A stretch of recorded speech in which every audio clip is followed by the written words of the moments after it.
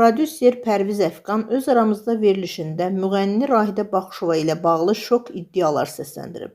Onun sözlərinə görə 2008-2009-cu illərdə Rahidə Baxışova ikinci dəfə səhnəyə qaydanda ciddi çətinliklərlə üzləşib. Pərviz bildirib ki, müğənnini efirlərə dəvət etdirmək istəsələr də televiziya proqramları maraq göstərmirmiş.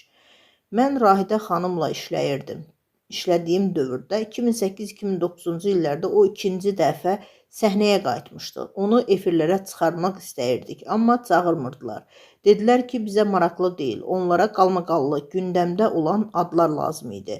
Prodüser iddia edib ki, vəziyyəti dəyişmək üçün saxta ölüm xəbəri yaydırmaq qərarına gəliblər.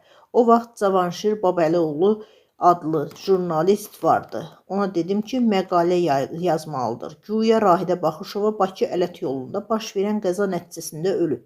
Pərvizin sözlərinə görə bu xəbərdən sonra vəziyyət tamamilə dəyişib. Bundan sonra bizi çağırmayan efirlərin hamısı çağırdı. Hətta A kateqoriyalı müğənnilərin mahnılarının səsləndirildiyi radiolarda da Rahidə xanımın mahnıları verilməyə başladı.